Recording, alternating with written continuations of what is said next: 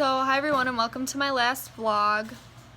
Basically, I'm going to be talking about the last part of Close to the Knives, and then I'm going to be talking about episode 7 of the podcast. So I'm going to start with Close to the Knives. So basically, what I noticed throughout that book is that the use of imagery was very strong, and then also the use of photographs and the stories that the photographs told.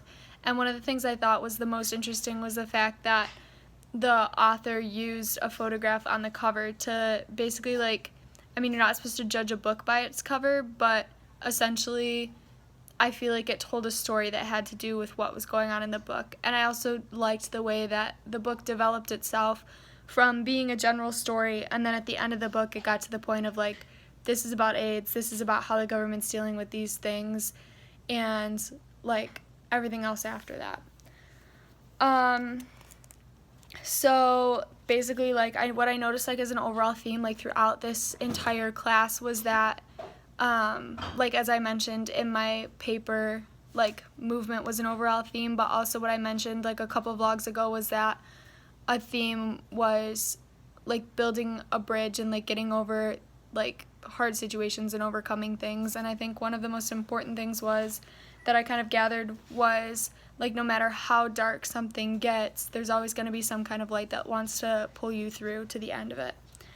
And so again, in the book, a photo's quite literally worth 1,000 words in that book. And I found that in a lot of the different things we looked at throughout the semester, and a lot of the different artwork and imagery was that was the way that people could express themselves without using their words, because using their words would get them ridiculed. But going back to the podcast, what I found was that, in times of tragedy, Erica basically explained it the best in her vlog when she was in times of tragedy and in times of struggle, we need to celebrate each other's differences.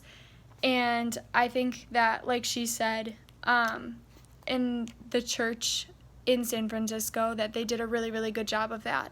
And they did it, not only people who were part of the LGBTQ community could go to that church and feel supported and have a community outside of their own when they were being kicked out of their own families and their own communities, but anyone who was, less fortunate or living in poverty or had any kind of life struggle didn't have to feel judged and didn't have to feel like they were an outcast. It was just everyone was there together and everyone banded together to support each other. And so basically, yeah, that's kind of what I've gathered throughout the semester. I'm really excited to write the paper, and yeah.